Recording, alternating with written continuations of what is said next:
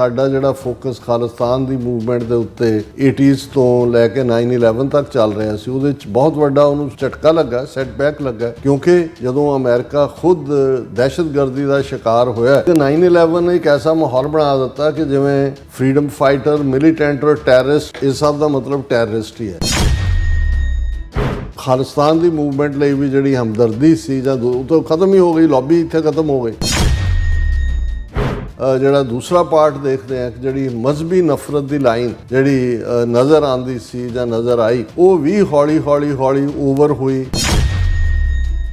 Barack Hussain Obama 2 ਵਾਰ American president ਬਣੇ ਤੇ ਇਸ ਤਰ੍ਹਾਂ ਲੱਗਦਾ ਸੀ ਕਿ ਭਾਈ ਇਹ ਜਿਹੜਾ ਨਸਲਵਾਦ ਦਾ ਦੈਂਤ ਜਿਹਨੇ ਅਮਰੀਕਾ ਦੇ ਵਿੱਚ ਬਹੁਤ ਖੌਰੂ ਪਾਏ ਸੀ ਉਹ ਬਰੀ ਹੋ ਗਿਆ। ਪਰ ਅਨਫੋਰਚੂਨੇਟਲੀ ਕੁਝ ਦੇਰ ਬਾਅਦ ਅੱਜ ਜਦੋਂ ਅਸੀਂ 24 ਸਾਲਾਂ ਬਾਅਦ ਗੱਲ ਕਰ ਰਹੇ ਤੇ ਸੁਸਾਇਟੀ ਦੇ ਵਿੱਚ ਅਗੇਨ ਜਿਹੜਾ ਉਹ ਇੱਕ ਵੱਡਾ ਪਾੜ ਹੈ।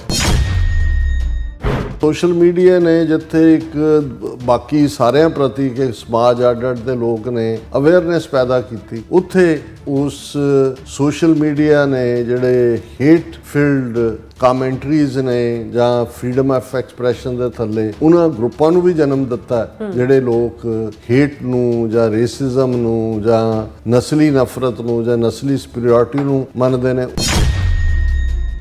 ਅਫਗਾਨਿਸਤਾਨ ਦੀ ਬਰਬਾਦੀ ਹੋਈ 9/11 ਤੋਂ ਬਾਅਦ, UN ਸਿਕਿਉਰਿਟੀ ਕਾਉਂਸਲ ਦੀ ਕਮਾਂਡ ਥੱਲੇ ਅਮਰੀਕਨਾਂ ਨੇ ਜਾ ਕੇ ਉੱਥੇ ਬੈਠੇ ਔਰ ਨਤੀਜੇ ਦੇ ਤੌਰ ਤੇ ਉਸ ਨੂੰ ਕਿਹੜਾ ਐਸਾ ਬੰਬ ਹੈ ਜਿਹੜਾ ਉੱਥੇ ਯੂਜ਼ ਨਹੀਂ ਕੀਤਾ।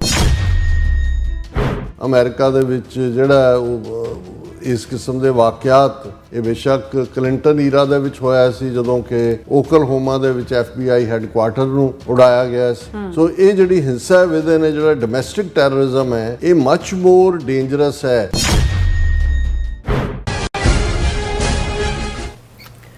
ਵਾਹਿਗੁਰੂ ਜੀ ਕਾ ਖਾਲਸਾ, ਵਾਹਿਗੁਰੂ ਜੀ ਕੀ ਫਤਿਹ। ਅਸਲਾਮ ਵਾਲੇਕਮ, ਆਦਾਬ, ਅਰਜ਼ ਮਹਾਂ। ਤੁਹਾਡੀ ਹੋਸਟ ਨੀਲਮ ਕੌਰ ਤੇ ਮੈਂ TV 84 ਸਾਰੇ ਦਰਸ਼ਕਾਂ ਤੇ ਸਰੋਤਿਆਂ ਨੂੰ ਜੀ ਆਇਆਂ ਕਹਿੰਦੀ ਆ ਪ੍ਰੋਗਰਾਮ ਸੱਚੋ ਸੱਚ ਵਿੱਚ ਜਿਹੜੇ ਇਸ ਪ੍ਰੋਗਰਾਮ ਨਾਲ ਦੇਸ਼ਾਂ ਵਿਦੇਸ਼ਾਂ ਤੋਂ ਜੁੜ ਚੁੱਕੇ ਨੇ। ਖਾਲਸਾ ਅਫੇਅਰ ਸੈਂਟਰ ਦੇ ਸੰਚਾਲਕ ਡਾਕਟਰ ਅਮਰਜੀਤ ਸਿੰਘ ਦੀ ਸਟੂਡੀਓ 'ਚ ਮੇਰੇ ਨਾਲ ਸ਼ਾਮਿਲ ਨੇ। ਉਹਨਾਂ ਨਾਲ ਗੱਲਬਾਤ ਕਰਕੇ ਅੱਜ ਦਾ ਮਸ਼ਹੂਰ ਸਪੋਰਟ ਉਹਨਾਂ ਤੋਂ ਉਹਨਾਂ ਦਾ ਤਬਸਰਾ ਜਾਣਦੇ ਹਾਂ। ਜੀ ਡਾਕਟਰ ਸਾਹਿਬ, ਵਾਹਿਗੁਰੂ ਜੀ ਕਾ ਖਾਲਸਾ, ਵਾਹਿਗੁਰੂ ਜੀ ਕੀ ਫਤਿਹ। ਹਾਂ ਜੀ ਨੀਲਮ ਕੌਰ ਜੀ, ਤੁਹਾਨੂੰ ਵੀ ਤੇ ਦੁਨੀਆ ਭਰ 'ਚ ਬੈਠੇ ਸਾਡੇ ਬਹੁਤ ਹੀ ਪਿਆਰੇ ਸੋਹਣੇ ਸਿਆਣੇ TV 84 ਦੇ ਵਿਊਅਰਸ ਨੂੰ ਵੀ ਵਾਹਿਗੁਰੂ ਜੀ ਕਾ ਖਾਲਸਾ, ਵਾਹਿਗੁਰੂ ਜੀ ਕੀ ਫਤਿਹ। ਸਾਡੇ ਬਹੁਤ ਹੀ ਪਿਆਰੇ ਮੁਸਲਮਾਨ ਭੈਣਾਂ ਭਰਾਵਾਂ ਨੂੰ ਅਸਲਾਮ ਅਲੈਕਮ। ਗੰਗਾ ਜਮਨੀ ਤਹਿਜ਼ੀਬ ਦੇ ਹਿੰਦੂ ਤਵੀਆਂ ਨੂੰ ਨਮੋ ਨਮੈ ਤੇ ਬਾਕੀ ਸਭ ਵੀਰਾਂ ਭੈਣਾਂ ਨੂੰ ਆਦਾਬ ਅਰਜ਼। ਜੀ ਡਾਕਟਰ ਸਾਹਿਬ, ਜੀ ਆਇਆਂ ਨੂੰ ਪ੍ਰੋਗਰਾਮ ਸੱਚੋ ਸੱਚ ਵਿੱਚ। ਬਹੁਤ ਮਿਹਰਬਾਨੀ ਜੀ ਡਾਕਟਰ ਸਾਹਿਬ। ਅੱਜ 11 ਸਤੰਬਰ 2025 27 ਭਾਦੋ ਨਾਨਕ ਸ਼ਾਹੀ ਸੰਮਤ 557 ਦਾ ਦਿਨ ਹੈ ਤੇ ਡਾਕਟਰ ਸਾਹਿਬ ਪ੍ਰੋਗਰਾਮ ਸ਼ੁਰੂ ਕਰਨ ਤੋਂ ਪਹਿਲਾਂ ਅਸੀਂ ਆਪਣੇ ਦਰਸ਼ਕਾਂ ਤੇ ਸਰੋਤਿਆਂ ਨੂੰ ਹਮੇਸ਼ਾ ਤਰ੍ਹਾਂ ਦੱਸਿਓ ਵਿਊਅਰਸ, ਜੇ ਤੁਸੀਂ ਹੱਕ ਸੱਚ ਇਨਸਾਫ ਤੇ ਪੈਰਾ ਦਿੰਦਾ ਇੱਕੋ ਇੱਕ ਚੈਨਲ TV 84 ਨੂੰ ਦੇਖਣਾ ਚਾਹੁੰਦੇ ਹੋ ਤਾਂ ਤੁਸੀਂ ਦੇਖ ਸਕਦੇ spectrum cable, RCN cable, welcome Canada, roku, Jadoo box, Shava, Facebook TV 84 ਦੀ ਐਪ ਰਾਹੀਂ online streaming and IP box ਤੇ ਤੁਸੀਂ TV 84 ਨੂੰ ਦੇਖ ਸਕਦੇ ਹੋ। ਵਿਊਅਰਸ, ਜੇ ਤੁਸੀਂ TV 84 ਨਾਲ ਜਾਂ ਪ੍ਰੋਗਰਾਮ ਸੱਚੋ ਸੱਚ ਨਾਲ ਫੇਸਬੁੱਕ ਰਾਹੀਂ ਜੁੜੇ ਤਾਂ ਇਸ ਨੂੰ ਵੱਧ ਲਾਈਕ ਕਰੋ ਤੇ ਸ਼ੇਅਰ ਕਰੋ ਅਤੇ ਨਾਲ ਹੀ YouTube ਤੇ ਸਬਸਕ੍ਰਾਈਬ ਕਰੋ।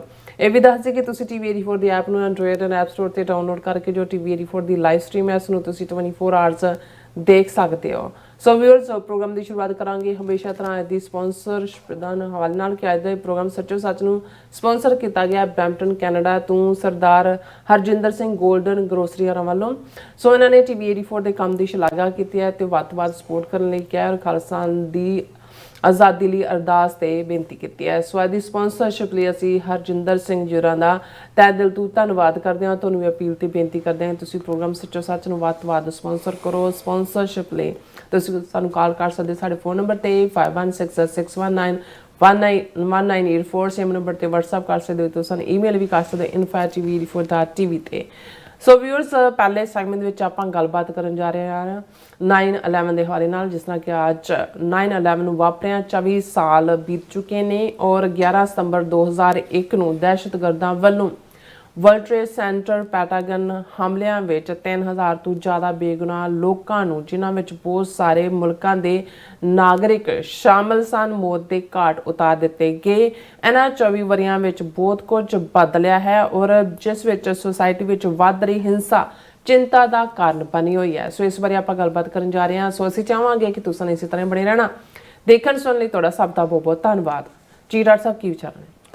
ਸਭ ਤੋਂ ਪਹਿਲਾਂ ਤਾਂ ਅੱਜ ਦੇ ਪ੍ਰੋਗਰਾਮ ਨੂੰ ਸਪਾਂਸਰ ਕਰਨ ਲਈ ਅਸੀਂ ਬਰੈਂਪਟਨ ਕੈਨੇਡਾ ਤੋਂ ਗੋਲਡਨ ਗਰੋਸਰੀ ਸਟੋਰ, ਜਿਹੜਾ ਇੱਕ ਵੇਲੇ ਇੱਕ ਕਮਿਊਨਿਟੀ ਦੇ ਵਿੱਚ ਬੜਾ ਆਦਰਸ਼ ਵਪਾਰਕ ਅਦਾਰਾ ਸੀ, ਅੱਜ ਵੀ ਹੈ, ਲੇਕਿਨ ਮੈਂ ਅੱਜ ਤੋਂ 30-35 ਸਾਲ ਪਹਿਲਾਂ ਦਾ ਜ਼ਿਕਰ ਕਰਦਾ, ਜਿੱਥੇ ਉਹਨਾਂ ਨੇ ਬਹੁਤ ਸਾਰਿਆਂ ਨੂੰ ਇੰਪਲੋਇਮੈਂਟ ਦਿੱਤੀ ਔਰ ਬੜੇ ਅਦਬ ਅਦਾਬ ਨਾਲ ਜਿਹੜਾ ਕਿਵੇਂ ਦੁਕਾਨਦਾਰੀ ਹੁੰਦੀ ਹੈ, ਕਿਵੇਂ ਉਸ ਦੇ ਵਿੱਚ ਇੱਕ ਜਿਹੜੀ ਹੈ ਪਾਕੀਜ਼ਗੀ ਹੁੰਦੀ ਹੈ, ਇਹ ਉਹਨਾਂ ਦੀ ਉਦਾਹਰਣ ਸੀ। ਗੋਲਡਨ ਗਰੋਸਰੀ ਉਹਨਾਂ ਦੇ ਸਟੋਰ ਦਾ ਨਾਂ ਸੀ ਜਾਂ ਨਾਂ ਹੈ ਹੁਣ ਵੀ। ਔਰ ਸਮੁੱਚਾ ਪਰਿਵਾਰ ਜਿਹੜਾ ਕਿ ਗੁਰਸਿੱਖ ਡੈਡੀਕੇਟਿਡ ਮੇਰੇ ਹੋਸਟ ਨੇ। ਜਦੋਂ ਵੀ ਮੈਂ ਟੋਰਾਂਟੋ ਜਾਂਦਾ, ਪਹਿਲੀ ਵਾਰ ਜਦੋਂ ਮੈਂ ਗਿਆ 1991 'ਚ, ਉਸ ਤੋਂ ਲੈ ਕੇ ਉਹੀ ਮੇਰਾ ਟਿਕਾਣਾ ਹੁੰਦਾ।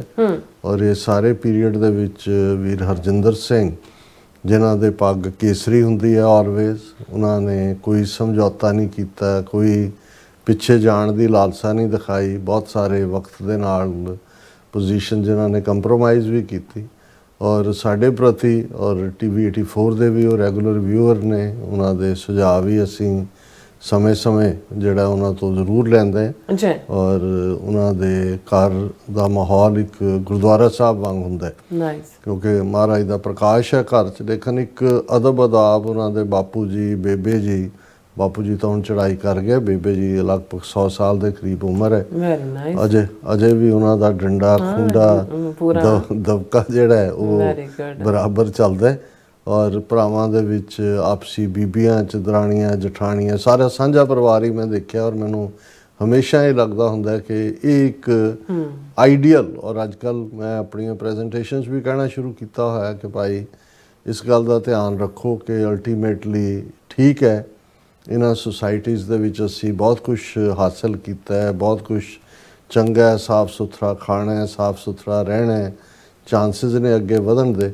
ਪਰ ਇੱਕ ਬਿਮਾਰੀ ਜਿਹੜੀ ਇੰਡੀਵਿਜੂਅਲਿਜ਼ਮ ਦੀ ਹੈ, ਜਿਸ ਨੂੰ ਵਿਅਕਤੀਵਾਦ, ਮੀ, ਇਸ ਦਾ ਨਤੀਜਾ ਕਿ ਬਹੁਤ ਸਾਰਾ ਜਿਹੜਾ ਨੈਗੇਟਿਵ ਜਾਂ ਨਾ ਪੱਖੀ ਲਾਈਨ ਹੈ ਉਹ ਵੀ ਸਾਡੀਆਂ ਜ਼ਿੰਦਗੀਆਂ 'ਚ ਆਉਂਦੀ ਹੈ।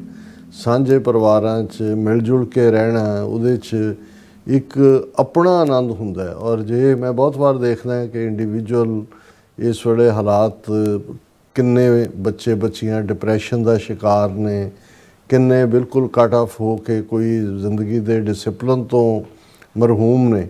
ਸੋ ਇਹ ਜਿਹੜੇ ਪਾਰਟ ਨੇ, ਇਹਨਾਂ 'ਚ ਇੱਕ ਹਿੱਸਾ ਜ਼ਰੂਰ ਇਹ ਜੁੜਿਆ ਹੋਇਆ ਕਿ ਜਦੋਂ ਤੁਸੀਂ ਸਾਂਝੇ ਪਰਿਵਾਰਾਂ 'ਚ ਭਰਾ ਭੈਣਾਂ, ਦੂਜੇ ਸਿਬਲਿੰਗ ਸਾਰੇ ਇਕੱਠੇ ਪਲਦੇ ਨੇ, ਇਕੱਠੇ, ਬਹੁਤ ਸਾਰੀਆਂ ਤੁਹਾਡੀਆਂ ਸਮੱਸਿਆਵਾਂ ਉਹਦੇ 'ਚੋਂ ਹੱਲ ਹੋ ਜਾਂਦੀਆਂ। ਔਰ ਇਹ ਆਪਣੇ ਆਪ ਦੇ ਵਿੱਚ ਇੱਕ ਬੂਨ ਹੈ, ਕਰਸ ਨਹੀਂ ਹੈ। ਇਹ ਇੱਕ ਨੇਮਤ ਹੈ ਕਿ ਜਿੱਥੇ ਇੱਕ ਛੱਤ ਥੱਲੇ ਤੁਸੀਂ ਜਿਹੜਾ ਹੈ ਉਹ ਬਹੁਤ ਸਾਰੇ ਜਿਹੜੇ ਉਹ ਸਾਰੇ ਪ੍ਰਭਾਵ ਨੇ ਉਹ ਤੁਸੀਂ ਕਬੂਲਦੇ ਹੋ। ਸੋ ਮੈਂ ਵੀਰ ਹਰਜਿੰਦਰ ਸਿੰਘ ਔਰ ਉਹਨਾਂ ਦੇ ਸਮੁੱਚੇ ਪਰਿਵਾਰ ਦਾ ਸ਼ੁਕਰੀਆ ਅਦਾ ਕਰਦੇ। ਵੈਸੇ ਜਦੋਂ ਵੀ ਕੋਈ ਟ੍ਰੈਜਿਕ ਡੇ ਹੋਏ ਜਾਂ ਹਿੰਸਾ ਨਾਲ ਭਰਪੂਰ ਕੋਈ ਗੱਲ ਹੋਏ ਤਾਂ ਜ਼ਾਹਰ ਹੈ ਉਹ ਇੱਕ ਗਲੂਮੀ, ਗਮ ਵਾਲਾ, ਉਦਾਸੀ ਵਾਲਾ ਪ੍ਰਭਾਵ ਛੱਡਦਾ। ਔਰ ਇਹਦੇ 'ਚ ਵੀ ਕੋਈ ਸ਼ੱਕ ਨਹੀਂ ਹੈ ਕਿ 24 ਵਰ੍ਹੇ ਪਹਿਲਾਂ ਜੋ ਕੁਝ 9/11 ਵਾਲੇ ਦਿਨ, ਉਹਦਾ ਨਾਂ 9/11 ਇਸ ਲਈ ਹੈ ਕਿ 11 ਤਰੀਕ ਸੀ ਸਤੰਬਰ, 9ਵਾਂ ਮਹੀਨਾ ਬਣਦਾ ਕੈਲੰਡਰ ਦਾ, ਸਾਲ ਵਰ੍ਹਾ 2001। ਔਰ ਅਮਰੀਕਾ, ਉਸ ਦੇ 3 ਵੱਡੇ ਸੈਂਟਰ, ਜਦੋਂ ਅਸੀਂ ਕਿਸੇ ਵੀ ਮੁਲਕ ਦੀ ਤਾਕਤ, ਸਟਰੈਂਥ ਦੇਖਦੇ ਹਾਂ, ਜ਼ਾਹਰ ਹੈ ਅਮਰੀਕਾ ਜਿਹੜਾ ਦੁਨੀਆ ਦੇ ਵਿੱਚ ਜੋ ਕੁਝ ਵੀ ਆਉਂਦਾ ਹੈ, ਪ੍ਰੋਡਿਊਸ ਹੁੰਦਾ, 50% ਉਹਦੀ ਮਾਰਕੀਟ ਹੁੰਦਾ ਹੈ। ਕਮਰਸ਼ੀਅਲ ਹੱਬ ਔਰ ਵਰਲਡ ਟ੍ਰੇਡ ਸੈਂਟਰ, ਜਿਹਦੇ ਟਵਿਨ ਟਾਵਰ ਉਸ ਅਮਰੀਕਾ ਦੇ ਵਪਾਰਕ ਜਾਂ ਅਸਮਾਨ ਦੇ ਵਿੱਚ ਜਿਹੜਾ ਉਹ ਵਿਦਮਾਨ ਸਾਈਨ ਸਨ, ਇਹ ਦੱਸਣ ਦੇ ਲਈ ਕਿ ਭਾਈ ਸਾਡੀ ਸਰਦਾਰੀ ਹੈ ਬਿਜ਼ਨਸ ਦੀ ਦੁਨੀਆ 'ਚ। ਫਿਰ ਫੌਜ, ਮਿਲਟਰੀ ਮਾਈਟ ਹੁੰਦਾ ਹੈ। ਔਰ ਮਿਲਟਰੀ ਮਾਈਟ ਅਮਰੀਕਾ ਦਾ ਪੈਂਟਾਗਨ ਹੈ, 5 ਨੁਕਰੀ ਇਮਾਰਤ। ਔਰ ਜ਼ਾਹਰ ਹੈ ਕਿ ਤੀਸਰਾ ਕੈਪੀਟਲ ਹਿਲ, ਵਾਈਟ ਹਾਊਸ। ਔਰ ਇਹ ਜਿਹੜੇ 3 ਵੱਡੇ ਹਵਾਈ ਜਹਾਜ਼ਾਂ ਨੂੰ ਹੀ ਐਜ਼ ਏ ਵੈਪਨ ਯੂਜ਼ ਕੀਤਾ ਗਿਆ। ਔਰ ਖ਼ਾਸ ਤੌਰ 'ਤੇ ਜਹਾਜ਼ ਵੀ ਉਹ ਪਿਕ ਕੀਤੇ ਗਏ ਜਿਹੜੇ ਲੌਂਗ ਡਿਸਟੈਂਸ ਜਾਣ ਵਾਲੇ ਸੀ, ਜਿਨ੍ਹਾਂ ਦੇ ਵਿੱਚ ਬਹੁਤ ਸਾਰਾ ਪੈਟਰੋਲ ਸੀ। ਔਰ ਜਿਵੇਂ ਉਹ ਜਹਾਜ਼ ਟਵਿਨ ਟਾਵਰਸ ਦੇ ਨਾਲ ਟਕਰਾਏ, 2 ਜਹਾਜ਼ ਨਿਊਯਾਰਕ ਦੇ ਵਿੱਚ, ਔਰ ਵਰਲਡ ਟ੍ਰੇਡ ਸੈਂਟਰ ਜਿਹੜਾ ਹੈ ਉਹ ਕਿਵੇਂ ਉਸ ਦਾ ਸਾਰਾ ਸਟਰਕਚਰ ਅੰਦਰ ਨੂੰ ਹੀ ਕਲੈਪਸ ਹੋਇਆ। ਔਰ ਨਤੀਜੇ ਵਜੋਂ ਔਰ ਦੂਸਰਾ ਜਿਹੜਾ ਹੈ ਉਹ ਪੈਂਟਾਗਨ 'ਚ ਇੱਕ ਜਹਾਜ਼ ਜਿਹੜਾ ਹੈ ਉਹ ਹਿੱਟ ਹੋਇਆ, ਜਿਹਦੇ 'ਚ 140 ਦੇ ਕਰੀਬ ਜਿਹੜੇ ਨੇ ਉਹ ਡੈਥਸ ਹੋਈਆਂ, ਕਿਉਂਕਿ ਪੈਂਟਾਗਨ ਬਹੁਤ ਸਾਰਾ ਜ਼ਮੀਨਦੋਜ਼ ਹੈ। ਉਹ ਫੌਜੀ ਹੈੱਡਕੁਆਰਟਰ ਹੈ ਔਰ ਉਹਦੇ ਇੱਕ ਵਿੰਗ ਦੇ ਵਿੱਚ ਆ ਕੇ ਵੱਜਾ। ਬਹੁਤ ਸਾਰਾ ਪੈਂਟਾਗਨ ਦਾ ਜਿਹੜਾ ਹੈ ਉਹ ਜ਼ਮੀਨ 'ਚ ਪਤਾ ਨਹੀਂ ਥੱਲੇ ਉਹਦੀਆਂ ਕਿੰਨੀਆਂ ਇਮਾਰਤਾਂ ਨੇ, ਕਿਉਂਕਿ ਬਹੁਤ ਸਾਰਾ ਉਹਨਾਂ ਦਾ ਨਿਊਕਲੀਅਰ ਔਰ ਦੂਸਰੀ ਜਿਹੜੀ ਵੀ ਉਹਨਾਂ ਦੀ ਕਮਾਂਡ ਔਰ ਫੌਜੀ ਕਮਾਂਡ ਔਰ ਐਮਰਜੈਂਸੀ ਕਮਾਂਡ ਉਹ ਸਾਰੀ ਜ਼ਮੀਨਦੋਜ਼ ਹੈ। ਸੋ ਤੀਸਰਾ ਜਿਸ ਬਾਰੇ ਕਿਹਾ ਜਾਂਦਾ ਹੈ ਕਿ ਵੀ ਉਸ ਨੂੰ ਕੈਪੀਟਲ ਹਿੱਲ ਜਾਂ ਵਾਈਟ ਹਾਊਸ, ਉਸ ਦੇ ਉੱਤੇ ਉਹਨੇ ਸਟ੍ਰਾਈਕ ਕਰਨਾ ਸੀ, ਉਹਨੂੰ ਪੈਨਸਿਲਵੇਨੀਆ ਦੇ ਵਿੱਚ ਕਿਹਾ ਤਾਂ ਇਹ ਜਾਂਦਾ ਹੈ ਕਿ ਭਾਈ ਪੈਸੇਂਜਰਸ ਨੇ ਰੈਜ਼ਿਸਟ ਕੀਤਾ। ਔਰ ਦੂਸਰਾ ਲੇਕਿਨ ਲੱਗਦਾ ਇਹ ਹੈ ਕਿ ਉਹਨੂੰ ਹੈਡ ਉਹ ਇੱਧਰੋਂ ਜਿਹੜਾ ਉਹ ਉੱਧਰ ਨੂੰ DC ਨੂੰ ਹੀ ਕਰ ਰਿਹਾ ਸੀ, ਉਹਨੂੰ ਮੋਸਟ ਲਾਈਕਲੀ ਮਿਸਲ ਨਾਲ ਹੀ ਸਟ੍ਰਾਈਕ ਡਾਊਨ ਕੀਤਾ ਗਿਆ ਹੋਵੇਗਾ। ਔਰ 3000 ਤੋਂ ਜ਼ਿਆਦਾ ਜਿਹੜੇ ਲੋਕ, ਜਦੋਂ ਬਹੁਤ ਸਾਰੇ ਮੁਲਕਾਂ ਦੇ ਤੁਸੀਂ ਕਿਹਾ ਤੇ ਜ਼ਾਹਰ ਹੈ ਕਿ ਵਰਲਡ ਟ੍ਰੇਡ ਸੈਂਟਰ ਦੇ ਵਿੱਚ ਜਿੱਥੇ ਕਈ ਮੰਜ਼ਲਾ ਇਮਾਰਤਾਂ 'ਚ ਅੱਡ-ਅੱਡ ਨੈਸ਼ਨੈਲਿਟੀਜ਼ ਦੇ ਲੋਕ ਜਿਹੜੇ ਨੇ ਉਹਨਾਂ ਦੇ ਆਫਿਸਿਸ ਔਰ ਦੂਸਰੇ ਔਰ ਪੂਰੀ ਜਿਹੜਾ ਉਹਨਾਂ ਦਾ ਗਰਾਊਂਡ ਜ਼ੀਰੋ ਦੇ ਉੱਤੇ ਮੈਮੋਰੀਅਲ ਬਣਿਆ ਉਹਨਾਂ ਸਾਰਿਆਂ ਦੇ ਨਾਂ ਔਰ ਉਹਨਾਂ ਨੂੰ ਟ੍ਰਿਬਿਊਟ ਔਰ ਬਹੁਤ ਕੁਛ ਐਸਾ ਜਿਹੜਾ ਹੈ ਉਹ ਹੈ ਜੀ। ਇਹਦੇ 'ਚ ਵੀ ਕੋਈ ਸ਼ੱਕ ਨਹੀਂ ਹੈ ਕਿ ਉਸ ਮੌਕੇ ਨਿਊਯਾਰਕ ਦੇ ਮੇਅਰ ਮਿਸਟਰ ਜੂਲੀ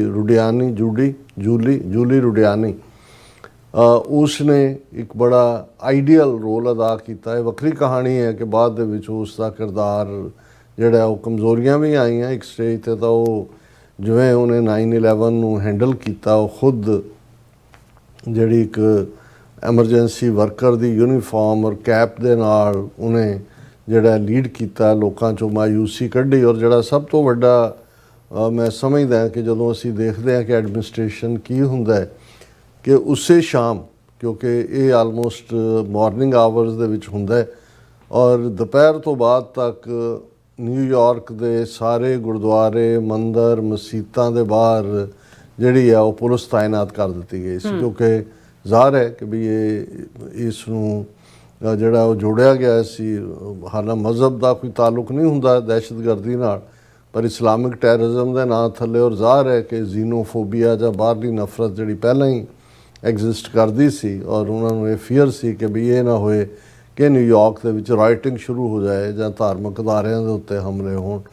ਔਰ ਜੂਨੀਅਰ ਬੁਸ਼ ਉਸ ਵੇਲੇ ਪ੍ਰੈਜ਼ੀਡੈਂਟ ਸਨ, ਔਰ ਇਹ ਇੱਕ ਐਸਾ ਵੱਡਾ ਹਮਲਾ ਸੀ ਜਿਹੜਾ ਅਮਰੀਕਾ ਦੀ ਲਗਭਗ 250 ਸਾਲ ਦੀ ਹਿਸਟਰੀ ਵਿੱਚ ਪਹਿਲਾਂ ਕਦੇ ਨਹੀਂ ਸੀ ਹੋਇਆ। 250 ਸਾਲ ਅਸੀਂ ਹੁਣ ਕਾਊਂਟ ਕਰ ਰਹੇ ਹਾਂ, ਕਿਉਂਕਿ ਇਹੀ ਵਰ੍ਹਾ ਹੈ ਜਦੋਂ ਕਿ 2025 ਨੂੰ ਅਮਰੀਕਨ ਫੌਜ ਦੀ 250 ਸਾਲਾ ਜਿਹੜੀ ਹੈ ਉਹ ਯਾਦ ਦੇ ਵਿੱਚ ਵੱਡੀ ਪੈਰੇਡ ਵੀ ਹੋਈ, ਸੈਲੀਬ੍ਰੇਸ਼ਨਸ ਵੀ ਹੋਈਆਂ, ਜਿਨ੍ਹਾਂ ਦੇ ਵਿੱਚ ਪਾਰਟਿਸਿਪੇਸ਼ਨ ਦੇ ਲਈ ਈਵਨ ਆਸਮ ਮੁਨੀਰ, ਪਾਕਿਸਤਾਨ ਦੇ ਫੌਜੀ ਚੀਫ, ਹੁਣ ਫੀਲਡ ਮਾਰਸ਼ਲ, ਉਹਨਾਂ ਨੂੰ ਵੀ ਇਨਵਾਈਟ ਕੀਤਾ ਗਿਆ ਸੀ। ਔਰ ਇਸ ਸਾਰੇ ਪੀਰੀਅਡ 'ਚ ਜੇ ਤੁਸੀਂ ਅਮਰੀਕਾ ਦੀ ਹਿਸਟਰੀ ਦੇਖੋ, ਹਾਲਾਂਕਿ ਇਹ ਨਹੀਂ ਹੈ ਕਿ ਵੀ ਅਮਰੀਕਾ 'ਚ ਹਿੰਸਾ ਨਹੀਂ ਹੁੰਦੀ ਜਾਂ ਵਾਇਲੈਂਸ ਨਹੀਂ ਹੁੰਦੀ, ਜਾਂ ਅਮਰੀਕਨ ਜਿਹੜੇ ਨੇ ਜਿਨ੍ਹਾਂ ਦੀ ਸੈਕੰਡ ਅਮੈਂਡਮੈਂਟ ਤੁਹਾਨੂੰ ਹੱਕ ਦਿੰਦੀ ਹੈ ਕਿ ਤੁਸੀਂ ਹਥਿਆਰ ਜਿੰਨੇ ਚਾਹੋ ਰੱਖ ਸਕਦੇ ਹੋ, right to wear and bear arms. ਲੇਕਿਨ ਇਹ ਇੱਕ ਪਾਰਟ ਰਿਹਾ ਹੈ ਵੀ ਅਮਰੀਕਾ ਨੇ ਖੁਦ ਆਪਣੀ ਫਰੀडम ਬ੍ਰਿਟਿਸ਼ਰਸ ਨਾਲ ਲੜ ਕੇ ਲਈ, ਜਿਹਨੂੰ ਰੈਵੋਲੂਸ਼ਨਰੀ ਵਾਰ ਕਿਹਾ ਜਾਂਦਾ। 4-5 ਸਾਲ ਚੱਲੀ ਜਾਰਜ ਵਾਸ਼ਿੰਗਟਨ ਦੀ ਕਮਾਂਡ ਥੱਲੇ। ਔਰ ਫਸਟ ਵਰਲਡ ਵਾਰ ਦੇ ਵਿੱਚ ਅਮਰੀਕਾ ਦਾ ਕੋਈ ਰੋਲ ਨਹੀਂ ਸੀ। ਸੈਕੰਡ ਵਰਲਡ ਵਾਰ ਵੇਲੇ ਵੀ ਅਮਰੀਕਾ ਪਹਿਲੇ 2.5 ਸਾਲ ਨਿਊਟਰਲ ਰਿਹਾ, ਔਰ ਜਿਹੜਾ ਹੁਣ ਤੱਕ ਕਲੋਜ਼ੈਸਟ ਹਮਲਾ ਅਮਰੀਕਾ ਦੀ ਧਰਤੀ 'ਤੇ ਹੋਇਆ ਸੀ ਉਹ ਪਰਲ ਹਾਰਬਰ ਸੀ, ਜਦੋਂ ਜਾਪਾਨੀਆਂ ਨੇ ਪਰਲ ਹਾਰਬਰ 'ਤੇ ਅਟੈਕ ਕਰਕੇ ਕਿੰਨੇ ਬੇੜੇ ਡੋਬੇ, ਕਿੰਨੇ ਜਹਾਜ਼ ਤਬਾਹ ਕੀਤੇ, ਕਿੰਨੇ ਫੌਜੀ ਮਾਰੇ ਅਮਰੀਕਾ ਦੇ। ਉਸ ਤੋਂ ਬਾਅਦ ਹੀ ਅਮਰੀਕਾ ਨੇ ਜਾਪਾਨ ਦੇ ਅਗੇਂਸਟ ਵਾਰ ਡਿਕਲੇਅਰ ਕਰਕੇ ਔਰ ਫਿਰ ਜ਼ਾਹਰ ਹੈ ਜਰਮਨ ਦੇ ਖਿਲਾਫ ਵੀ ਜਿਹੜਾ ਉਹ ਪਾਰਟਿਸਿਪੇਟ ਕੀਤਾ ਸੈਕੰਡ ਵਰਲਡ ਵਾਰ, ਜਿਹਦਾ ਐਂਡ ਫਿਰ ਹੀਰੋਸ਼ੀਮਾ ਅਤੇ ਨਾਗਾਸਾਕੀ ਦੇ ਉੱਤੇ ਅਮਰੀਕਾ ਵੱਲੋਂ ਸੁੱਟੇ 2 ਐਟਮ ਬੰਬਾਂ ਦੇ ਨਾਲ ਹੋਇਆ। ਲੇਕਿਨ ਪਰਲ ਹਾਰਬਰ ਜਿਹੜਾ ਹੈ ਅੱਜ ਵੀ ਜੇ ਬਹੁਤ ਸਾਰੇ ਅਮਰੀਕਨਾਂ ਨੂੰ ਪੁੱਛੋ ਈਵਨ ਕਿ ਉਹਨਾਂ ਦੇ ਲਈ ਉਹ ਦੂਰ ਦਾ ਆਈਲੈਂਡ ਹੀ ਹੈ, ਉਹਦਾ ਮੇਨਲੈਂਡ ਅਮਰੀਕਾ 'ਚ ਤੋਂ ਉਹ ਦੂਰ ਹੈ। ਲੇਕਿਨ ਇਹ 250 ਸਾਲ ਦੀ ਹਿਸਟਰੀ 'ਚ ਅੱਜ ਜਦੋਂ ਅਸੀਂ ਗੱਲ ਕਰ ਰਹੇ ਹਾਂ, ਇਹ ਪਹਿਲਾ ਵਾਕਿਆ ਸੀ ਕਿ ਅਮਰੀਕਾ ਦੀ ਇਨਸਾਈਡ ਜਿਹੜਾ ਹੈ ਉਹ ਹੋਇਆ ਔਰ ਉਹਦੇ ਜਿਵੇਂ ਮੈਂ ਕਿਹਾ ਵੀ ਤਿੰਨੋਂ ਹੀ ਪਾਵਰਫੁਲ ਸਿੰਬਲ ਜਿਹੜੇ ਨੇ ਉਹਨਾਂ ਨੂੰ ਅੰਡਰ ਅਟੈਕ ਲਿਆਂਦਾ ਗਿਆ।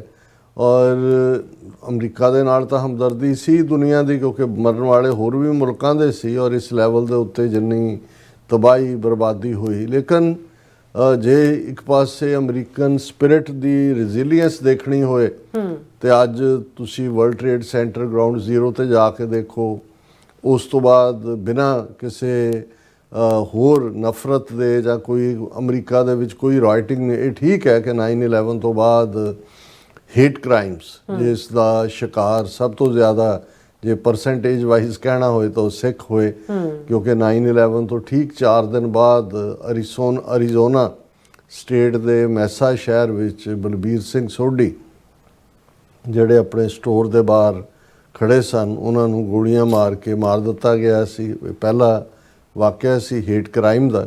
ਔਰ ਉਸ ਤੋਂ ਬਾਅਦ ਤਾਂ ਹੁਣ ਅਸੀਂ ਹਜ਼ਾਰਾਂ ਐਸੇ ਕੇਸ ਇਹਨਾਂ 24 ਵਰ੍ਹਿਆਂ ਦੇ ਵਿੱਚ ਜਿਹੜੇ ਰਿਕਾਰਡਡ ਨੇ ਔਰ ਹੁਣ ਤਾਂ ਅੱਡ ਸਿੱਖਾਂ ਦੇ ਖਿਲਾਫ ਹੇਟ ਕ੍ਰਾਈਮ ਦਾ ਅੱਡ ਖਾਨਾ ਵੀ ਬਣਾਇਆ ਹੋਇਆ, ਮੁਸਲਮਾਨਾਂ ਦੇ ਖਿਲਾਫ ਵੀ ਇੰਡੀਵਿਜੂਅਲੀ। ਲੇਕਿਨ ਇਹ ਵੀ ਇੱਕ ਬਿਊਟੀ ਸੀ ਇਸ ਸਿਸਟਮ ਦੀ ਕਹਿ ਸਕਦੇ ਹਾਂ, ਜਾਂ ਲਾ ਐਂਡ ਆਰਡਰ ਦੇ ਜਿਹੜੇ ਹਾਫਿਜ਼ ਨੇ ਉਹਨਾਂ ਵੱਲੋਂ ਜਿਹੜਾ ਚੁੱਕੀ ਗਈ ਸਖਤ ਕਦਮੀ ਹੈ ਕਿ ਅਮਰੀਕਾ ਦੇ ਵਿੱਚ ਕੋਈ ਰਾਈਟਿੰਗ ਨਹੀਂ ਹੋਈ। ਕੋਈ ਐਸਾ ਨਹੀਂ ਹੋਇਆ ਕਿ ਕਿਸੇ ਨੇ ਜਾ ਕੇ ਮੁਸਲਮਾਨ ਆਬਾਦੀਆਂ ਜਾਂ ਉਹਨਾਂ ਦੇ ਘਰਾਂ 'ਤੇ ਹਮਲੇ ਕੀਤੇ ਹੋਣ ਜਾਂ ਕਿਸੇ ਹੋਰ ਦੇ ਉੱਤੇ ਹੋਣ।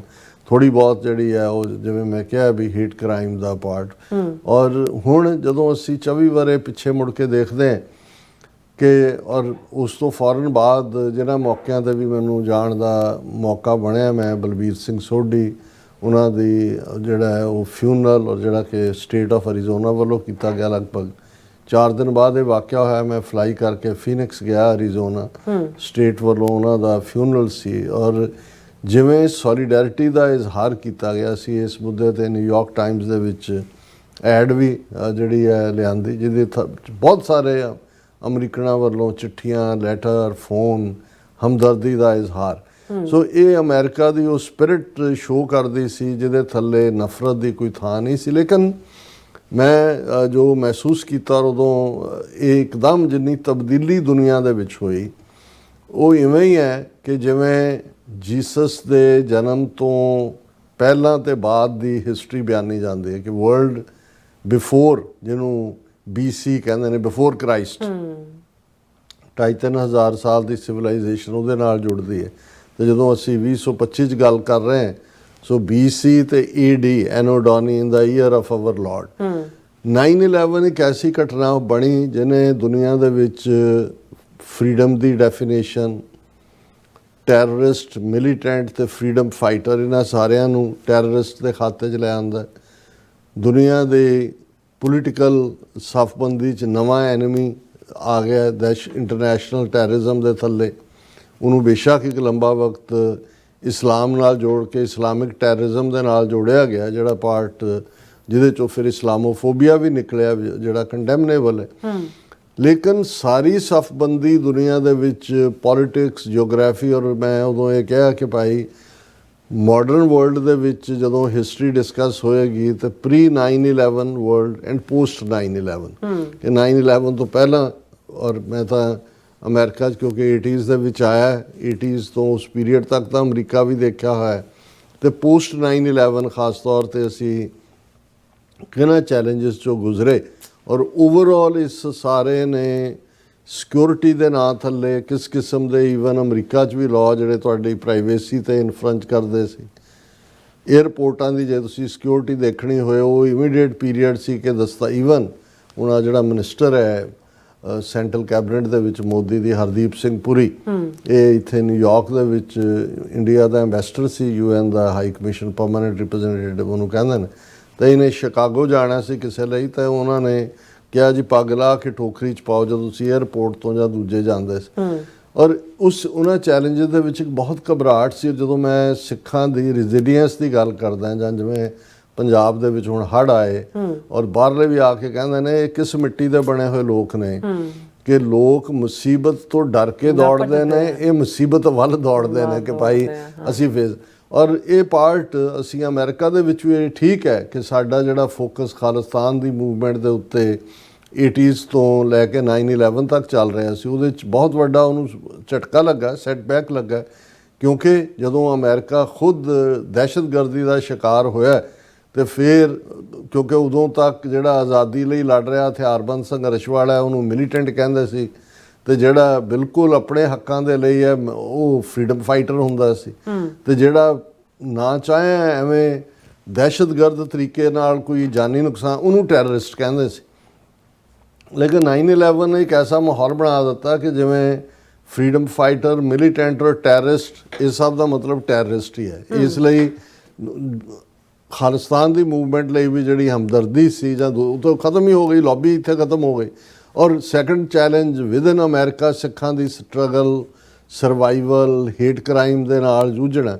ਸੋ ਮੈਂ ਸਮਝਦਾ ਕਿ ਵੀ ਇਹ ਸੌਖਾ ਨਹੀਂ ਸੀ ਉਸ ਪੀਰੀਅਡ 'ਚ, ਕਿਉਂਕਿ ਜ਼ਾਹਰ ਹੈ 9/11 ਦੀ ਜ਼ਿੰਮੇਵਾਰੀ ਜਾਂ ਉਸ ਦੇ ਲਈ ਜ਼ਿੰਮੇਵਾਰ ਉਸਾਮਾ ਬਿਨ ਲੈਡਨ ਨੂੰ ਦੱਸਿਆ ਗਿਆ, ਜਿਹਦੇ ਔਰ ਜਿਹੜਾ ਉਹਨਾਂ ਦਾ ਸਾਰਾ ਅਲ-ਕਾਇਦਾ ਦਾ ਗਰੁੱਪ ਸੀ ਜਿਨ੍ਹਾਂ ਦੇ ਸਿਰਾਂ 'ਤੇ ਪੱਗਾਂ ਨੇ, ਦਾੜੀਆਂ ਨੇ, ਔਰ ਅਮਰੀਕਨਾਂ ਦੇ ਲਈ ਕੋਈ ਬਹੁਤਾ ਉਹਨਾਂ ਨੂੰ ਫਰਕ ਨਹੀਂ ਪੈਂਦਾ, ਨਾ ਹੀ ਉਹਨਾਂ ਨੂੰ ਕੋਈ ਬਹੁਤਾ ਗਿਆਨ ਹੈ ਕੌਣ ਕੀ ਹੈ। ਹਾਲਾਂਕਿ ਕਹੀ ਜਾਓ ਮਿਸਟੇਕਨ ਆਈਡੈਂਟਿਟੀ ਜਾਂ ਦੂਜੇ, ਲੇਕਿਨ ਅਮਰੀਕਾ ਰਹਿੰਦੇ ਮੁਸਲਮਾਨਾਂ ਨੇ ਵੀ ਕਿਹੜਾ ਗੁਨਾਹ ਕੀਤਾ ਸੀ। ਜੇ ਕਿਸੇ ਨੇ ਕੋਈ ਦਹਿਸ਼ਤਗਰਦ ਕੰਮ ਕੀਤਾ ਹੈ, ਕੋਈ ਉਹਦੇ 'ਚੋਂ ਈਸਾਈ ਵੀ ਹੋ ਸਕਦਾ ਹੈ ਜੋ ਅੱਜ ਯਹੂਦੀ ਧਰਮ ਨੂੰ ਮੰਨਣ ਵਾਲੇ ਮੋਸਾਦ ਜਾਂ ਉਹਨਾਂ ਦੀ ਫੌਜ ਜਾਂ ਉਹਨਾਂ ਦੇ ਪੋਲੀਟੀਸ਼ੀਅਨ ਕਰ ਰਹੇ ਨੇ, ਉਹਦਾ ਤੁਸੀਂ ਖਮਿਆਜ਼ਾ ਸਮੁੱਚੀ ਕੌਮ ਨੂੰ ਤਾਂ ਨਹੀਂ ਦੇ ਸਕਦੇ। ਲੇਕਿਨ ਜਿਹੜਾ ਇੱਕ ਫੀਅਰ ਹੁੰਦਾ ਹੈ, ਫੀਅਰ ਦੇ ਵਿੱਚ ਜਦੋਂ ਲੋਕ ਰਿਐਕਟ ਕਰਦੇ ਨੇ, ਉਹ ਤੁਸੀਂ 9/11 ਤੋਂ ਬਾਅਦ ਕਿਵੇਂ ਲੋਕਾਂ ਦੀਆਂ ਅੱਖਾਂ ਬਦਲੀਆਂ, ਉਹਨਾਂ 'ਚ ਕਿਵੇਂ ਕਿਸ ਕਿਸਮ ਦੀ ਨਫ਼ਰਤ ਸੀ, ਕਿਸ ਕਿਸਮ ਦਾ ਦੂਸਰਾ ਸੀ। ਲੇਕਿਨ ਔਰ ਰੁਕਾਵਟਾਂ ਤੁਹਾਨੂੰ ਦਸਤਾਰ ਦੇ ਨਾਲ ਜਾਂ ਕੇਸ ਦਾੜੀ ਵਾਲਿਆਂ ਦੇ ਲਈ ਬਹੁਤ ਪ੍ਰੋਬਲਮ।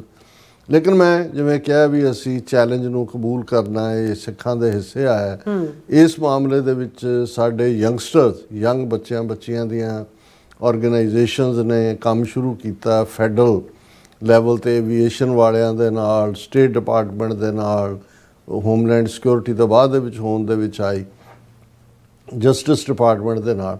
ਔਰ ਫਿਰ ਇਹ ਸਾਰੇ ਨੋਰਮ ਨਿਕਲੇ ਉਹਦੇ 'ਚੋਂ। ਜੇ ਅੱਜ ਤੁਸੀਂ ਏਅਰਪੋਰਟ 'ਤੇ ਜਾਂਦੇ ਹੋ, ਜੇ ਤੁਸੀਂ ਉਹਦੇ 'ਚੋਂ ਮਸ਼ੀਨ 'ਚੋਂ ਨਿਕਲ ਜਾਂਦੇ ਹੋ ਤਾਂ ਤੁਹਾਡੀ ਕੋਈ ਪੱਗ ਨੂੰ ਹੱਥ ਨਹੀਂ ਲਾਉਂਦਾ। ਜੇ ਈਵਨ ਇਹ ਵੀ ਹੁੰਦਾ ਹੈ, ਉਹ ਇੱਕ ਪੂਰਾ ਸੈਟ ਆਫ ਰੂਲਸ ਹੈ ਉਹ ਕਿ ਭਾਈ ਕੀ ਤੁਸੀਂ ਖੁਦ ਪੈਟ ਕਰੋਗੇ ਆਪਣੀ ਪੱਗ ਨੂੰ ਜਾਂ ਅਸੀਂ ਪੈਟ ਕਰ ਸਕਦੇ ਹਾਂ। ਜੇ ਤੁਸੀਂ ਖੁਦ ਕਹਿੰਦੇ ਹੋ ਫਿਰ ਉਹ ਜਿਹੜਾ ਸੋਲੂਸ਼ਨ ਤੁਹਾਡੇ ਹੱਥਾਂ 'ਤੇ ਲਾ ਕੇ ਉਹਨੂੰ ਚੈੱਕ ਕਰਕੇ, ਔਰ ਦੂਸਰਾ ਤੇ ਇਨ ਕੇਸ ਫਿਰ ਵੀ ਕੋਈ ਚੀਜ਼ ਬੀਪ ਕਰੇ ਜਾਂ ਕੋਈ ਹੋਏ, ਫਿਰ ਇਹ ਹੈ ਕਿ ਜੀ ਤੁਹਾਨੂੰ ਪ੍ਰਾਈਵੇਟ ਕਮਰੇ 'ਚੋਂ ਲੈ ਜਾਂਦੇ ਨੇ ਜਿੱਥੇ ਤੁਸੀਂ ਆਪਣੀ ਆਨਰ ਨਾਲ ਦਸਤਾਰ ਜਿਹੜੀ ਹੈ ਉਹ ਦਿਖਾ ਸਕਦੇ ਹੋ ਔਰ ਉਹਨੂੰ ਬੰਨ੍ਹ ਸਕਦੇ ਹੋ। ਸੋ ਕਹਿਣ ਦਾ ਮਤਲਬ ਇਹ ਹੈ ਵੀ ਇਸ ਇੰਨੀ ਨਫ਼ਰਤ ਦੇ ਬਾਵਜੂਦ ਇਹ ਸਾਡੇ ਬੱਚਿਆਂ ਦਾ ਕਮਾਲ ਸੀ ਕਿ ਉਹਨਾਂ ਨੇ ਸਿਸਟਮ ਦੇ ਨਾਲ ਔਰ ਉਹਦੇ 'ਚ ਸਿੱਖਾਂ ਪ੍ਰਤੀ ਚੇਤਨਾ ਵੀ ਪੈਦਾ ਹੋਈ। ਮੈਂ ਸਮਝਦਾ ਵੀ ਸਿੱਖ ਤਾਂ ਭਾਵੇਂ 19ਵੀਂ ਸਦੀ ਦੇ ਅਖੀਰ ਤੋਂ ਅਮਰੀਕਾ 'ਚ ਨੇ, ਪਰ ਜਿੰਨਾ ਪ੍ਰਚਾਰ 9/11 ਤੋਂ ਬਾਅਦ ਦੇ ਵਰਿਆਂ ਦੇ ਵਿੱਚ ਸਿੱਖਾਂ ਬਾਰੇ ਹੋਇਆ, ਅੱਜ ਇੱਕ ਵੱਡਾ ਹਿੱਸਾ ਅਮਰੀਕਾ ਦਾ ਉਹਨਾਂ ਨੂੰ ਪਤਾ ਹੈ ਵੀ ਸਿੱਖ ਕੌਣ ਨੇ। ਔਰ ਉਹਦੇ 'ਚ ਜਿਹੜਾ ਬਹੁਤ ਸਾਰਾ ਪਾਰਟ ਸੀ ਉਦੋਂ ਤੱਕ, 9/11 ਤੋਂ ਪਹਿਲਾਂ ਤੱਕ ਤਾਂ ਸਾਡੀ ਐਕਟੀਵਿਟੀ ਗੁਰਦੁਆਰਿਆਂ ਤੱਕ ਮਹਿਦੂਦ ਸੀ। ਫਿਰ ਕੋਈ ਟਰੈਕਟ ਛਪੇ, ਕੋਈ ਬਰੋਸ਼ਰ ਆਏ, ਹੂ ਆਰ ਸਿੱਖਸ, ਸਾਡੇ ਟੈਕਸੀਆਂ ਵਾਲਿਆਂ ਨੇ ਟੈਕਸੀਆਂ 'ਚ ਰੱਖੇ, ਵੰਡਣ 'ਤੇ ਆਏ, ਉਹਨਾਂ ਦੇ ਫਲੈਗ ਹਾਇਸਟ। ਮੈਂ ਵੀ ਅਮਰੀਕਨ ਝੰਡਾ ਲਾਇਆ ਹੋਇਆ, ਔਰ ਉਦੋਂ ਵੀ ਇਸ ਕਿਸਮ ਦੇ ਜਿਹੜੇ ਨੇ ਉਹ ਇਨਸਿਗਨੀਏ ਬਣ ਗਏ ਜਿਹਦੇ 'ਚ ਸਿੱਖ ਝੰਡਾ, ਅਮਰੀਕਨ ਝੰਡਾ ਨਾਲ ਹੈ, ਅਮਰੀਕਨ ਝੰਡੇ ਘਰਾਂ ਦੇ ਬਾਹਰ, ਜਿੰਨੇ ਸਮਾਗਮ ਦੁੱਖ ਦੇ ਦੂਜੇ ਤੇ ਉਹਦੇ 'ਚ ਸ਼ਰੀਕ। ਸੋ ਮੈਨੂੰ ਇਹ ਲੱਗਦਾ ਵੀ ਇਹ ਇਸ ਝਟਕੇ ਨੇ, ਜੇ ਮੈਂ ਸਿੱਖ ਪਰਸਪੈਕਟਿਵ ਤੋਂ ਦੇਖਾਂ ਤੇ ਪਾਰਟਿਸਿਪੇਸ਼ਨ ਮੇਨ ਸਟ੍ਰੀਮ ਜਿਹੜੀ ਕਮਿਊਨਿਟੀ ਸੀ ਉਹਦੇ 'ਚ ਵੀ ਹੋਈ, ਜਿਹੜੀ ਇੱਕ ਬੜੀ ਪੋਜ਼ਿਟਿਵ ਲਾਈਨ ਸੀ। ਔਰ ਹੌਲੀ ਇਹ ਸਾਰਾ ਪਾਰਟ ਜਿਹੜਾ ਸੀ 9/11 ਦਾ, ਉਸ ਨੂੰ ਅਮਰੀਕਨਾਂ ਦੀ ਇੱਕ ਪਾਸੇ ਤਾਂ ਸਿੱਖਾਂ ਨੇ ਆਪਣੇ ਧਰਮ, ਆਪਣੇ ਆਰਟੀਕਲਸ ਆਫ ਫੇਥ ਦੇ ਲਈ ਲੜਾਈ ਲੜੀ, ਪਰ ਅਮਰੀਕਨਾਂ ਨੇ ਵੀ ਵਿਦ ਰੈਜ਼ੀਲੀਅੰਸ ਉਸ ਸਾਲ ਬਜਟਿੰਗ ਤਾਂ ਕਾਫੀ ਦੂਸਰੇ ਪਾਸੇ ਗਈ, ਸਿਕਿਉਰਿਟੀ ਲਈ billions and billions of dollars, 에ਅਰਪੋਰਟਾਂ ਤੇ ਦੂਸਰੇ ਤੀਸਰੇ ਕਿੰਨਾ ਕੁਝ ਨਵਾਂ ਆਇਆ। ਲੇਕਿਨ ਕੁੱਲ ਮਿਲਾ ਕੇ ਅਮਰੀਕਨਸ ਨੇ ਉਸ ਸਾਰੇ ਨਾਲ ਜਿਉਣਾ ਵੀ ਸਿੱਖ ਲਿਆ ਔਰ ਸੁਸਾਇਟੀ ਜਿਹੜੀ ਹੈ ਉਹ ਅੱਗੇ ਵੱਲ ਵਧੀ।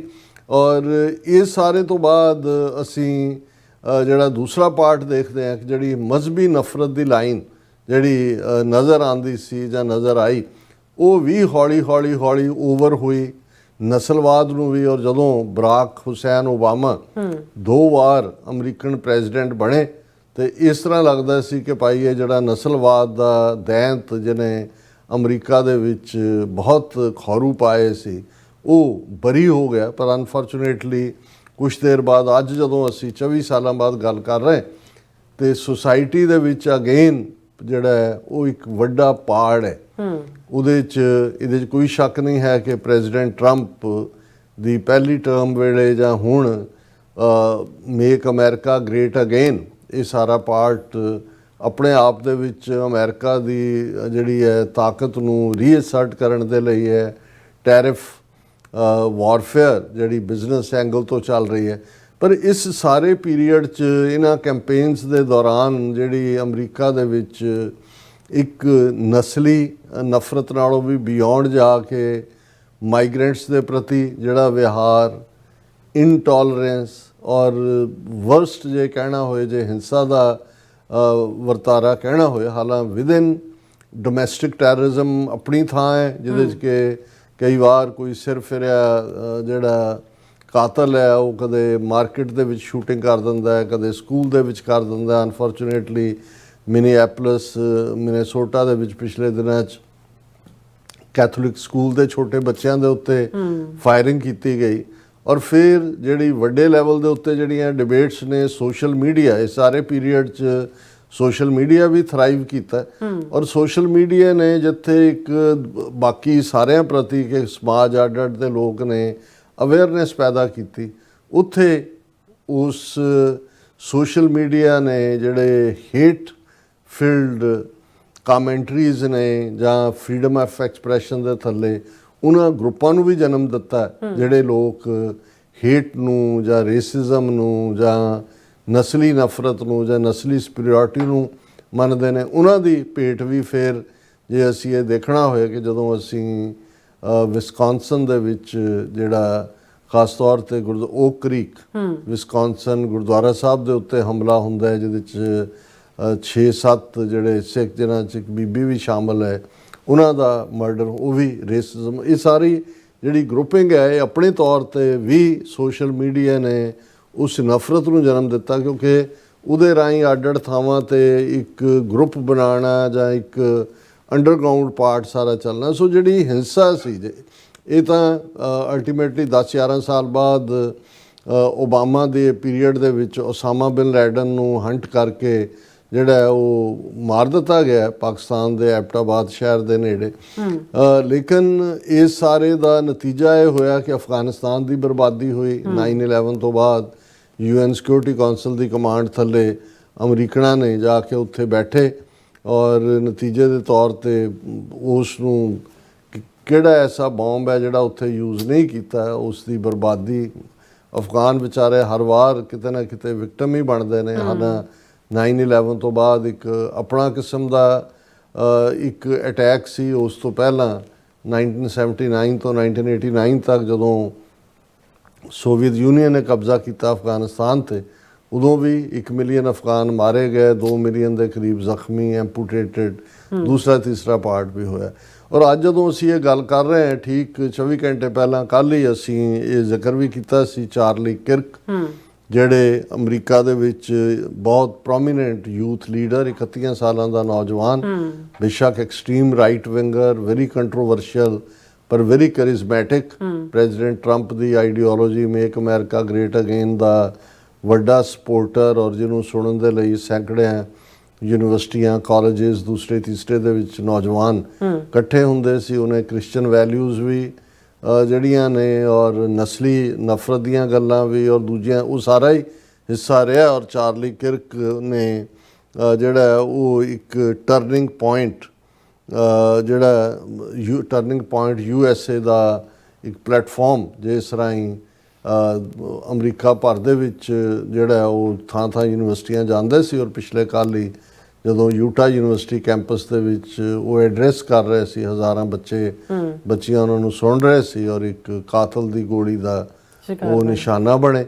ਔਰ ਬੇਸ਼ੱਕ ਉਹ ਜਿਹੜਾ ਕਾਤਲ ਹੈ ਉਹ ਇਸ ਵੇਲੇ ਤੱਕ ਭਗੌੜਾ ਹੈ। ਪਹਿਲਾਂ ਇੱਕ ਬੰਦਾ ਮੌਕੇ ਤੇ ਫੜਿਆ ਸੀ ਪਰ ਬਾਅਦ ਚ ਆਇਆ ਵੀ ਨਹੀਂ ਉਹ ਨਹੀਂ ਹੈ, ਲੇਕਿਨ ਉਸ ਦਾ ਇਮੇਜ ਵੀ ਹੈ ਔਰ ਉਹ ਗਨ ਜਿਹੜੀ ਉਹਨੇ ਯੂਜ਼ ਕੀਤੀ ਉਹ ਵੀ ਜਿਹੜੀ ਹੈ ਬਰਾਮਦ ਹੋਈ। $1 ਲੱਖ ਦਾ ਇਨਾਮ ਉਹਦੇ ਫੜਨ ਦੇ ਉੱਤੇ ਔਰ ਉਹਦੀਆਂ ਪਿਕਚਰਸ ਅੱਜ FBI ਹੈੱਡਕੁਆਰਟਰ ਨੇ ਰਿਲੀਜ਼ ਕੀਤੀਆਂ ਨੇ।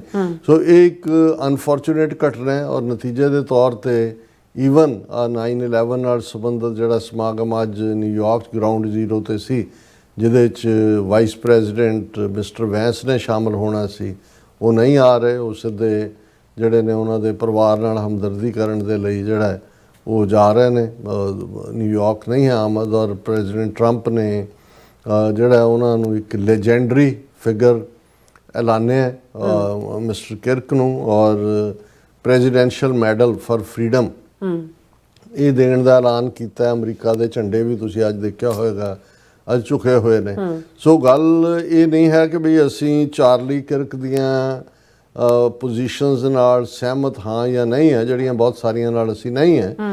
ਲੇਕਿਨ ਜਿਵੇਂ ਅਸੀਂ ਕੱਲ ਅਜੇ ਖਬਰ ਹੀ ਸੀ ਔਰ ਮੈਨੂੰ ਵੀ ਇਹ ਇੰਨੀ ਰੀਅਲਾਈਜੇਸ਼ਨ ਨਹੀਂ ਸੀ ਕਿ ਵੀ ਇਸ ਲੈਵਲ ਦੀ ਪੋਪੂਲੈਰਿਟੀ ਔਰ ਇਸ ਲੈਵਲ ਦਾ ਇਹ ਐਕਸ਼ਨ ਰਿਐਕਸ਼ਨ ਹੋਏਗਾ।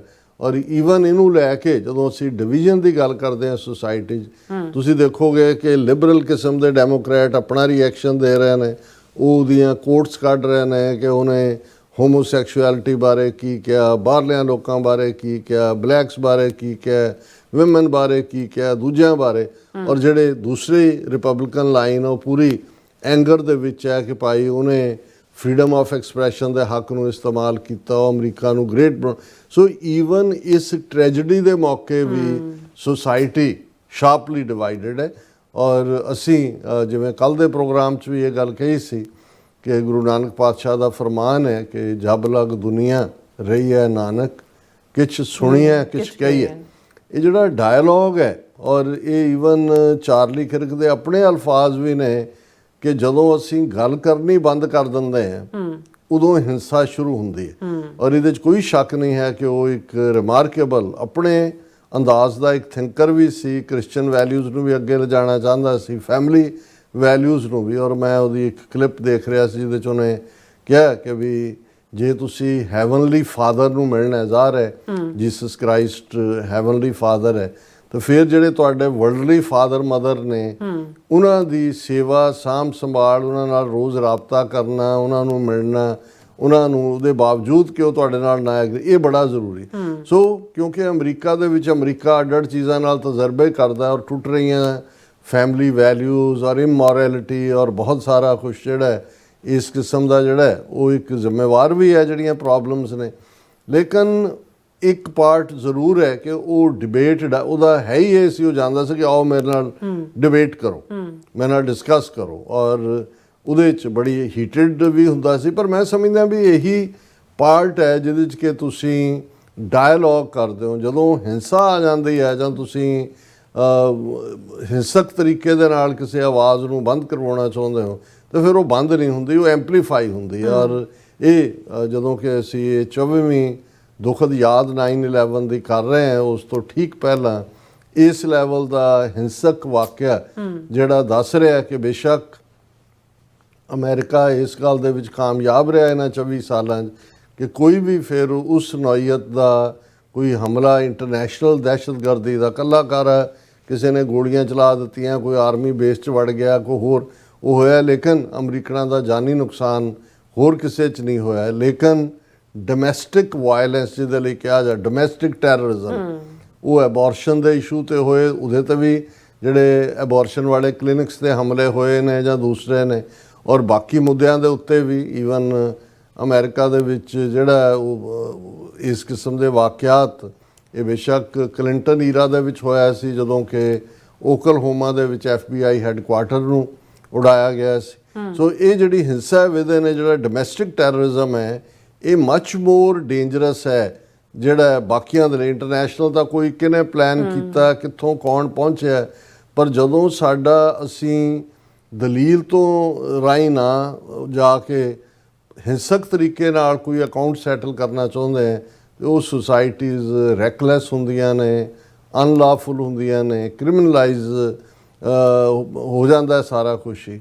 ਔਰ ਇਹ ਸਾਰੇ ਦੇ ਚੱਲਦੇ ਆ ਅਸੀਂ ਤਾਂ ਜਦੋਂ ਤੋਂ ਗਰੋ ਹੋ ਰਹੇ ਹਾਂ ਜਾਂ ਪਤਾ ਨਹੀਂ ਹਾਈਪਰ ਸੈਂਸਿਟਿਵਿਟੀ ਹੈ ਸਰਾਊਂਡਿੰਗ ਦੇ ਨਾਲ, ਜਦੋਂ ਵੀ ਕੋਈ ਇਸ ਕਿਸਮ ਦਾ ਵਾਕਿਆ ਹੁੰਦਾ ਹੈ ਤਾਂ ਇੱਕਦਮ ਇਹ ਆਉਂਦਾ ਹੈ ਕਿ ਭਾਈ ਇਨਸਾਨੀ ਜੀਵਨ ਰੱਬ ਨੇ ਖੂਬਸੂਰਤ ਇਹ ਦੇਹ ਦਿੱਤੀ, ਖੂਬਸੂਰਤ ਸੰਸਾਰ ਦਿੱਤਾ, ਇੰਨਾ ਖੂਬਸੂਰਤ ਪਲੈਨਟ, ਇੰਨੇ ਸਾਧਨ ਨੇ ਹਰ ਇੱਕ ਦੇ ਲਈ, ਹਰ ਇੱਕ ਦਾ ਹਾਰ ਵੀ ਰੱਖਿਆ ਹੈ।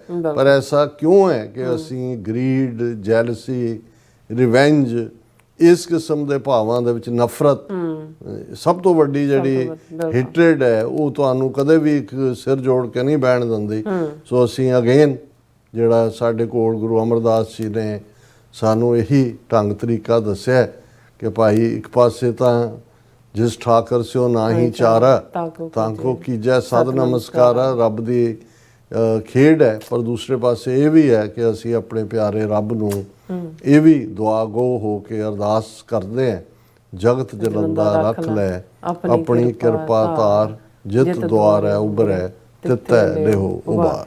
ਜੀ ਰਾਜ ਸਾਹਿਬ ਤੁਹਾਡਾ ਬਹੁਤ ਬਹੁਤ ਸ਼ੁਕਰੀਆ। ਸੋ ਥਲੇ ਬ੍ਰੇਕ ਤੇ ਜਾਣ ਤੋਂ ਪਹਿਲਾਂ ਅਸੀਂ ਆਪਣੇ ਦਰਸ਼ਕਾਂ ਤੇ ਸਰੋਤਿਆਂ ਨੂੰ ਅਪੀਲ ਤੇ ਬੇਨਤੀ ਕਰਦੀ ਵਿਊਅਰਸ, ਜਿਸ ਤਰ੍ਹਾਂ ਤੁਸੀਂ ਜਾਣਦੇ ਹੋ ਕਿ TV 84 ਇੱਕ ਪੰਥਕ ਚੈਨਲ ਹੈ। TV 84 ਦੀ ਚੜ੍ਹਦੀ ਕਲਾ ਲਈ ਵੱਧ ਤੋਂ ਵੱਧ ਡੋਨੇਟ ਕਰੋ। ਡੋਨੇਟ ਕਰਨ ਲਈ ਸਾਡੀ ਵੈਬਸਾਈਟ tv84.tv ਤੇ ਜਾ ਕੇ ਪੇਪਲ ਦੀ ਵਰਤੋਂ ਕਰਕੇ ਵਨ ਟਾਈਮ ਡੋਨੇਟ ਕਰ ਸਕਦੇ ਹੋ, ਮੰਥਲੀ ਡੋਨੇਟ ਵੀ ਕਰ ਸਕਦੇ ਹੋ।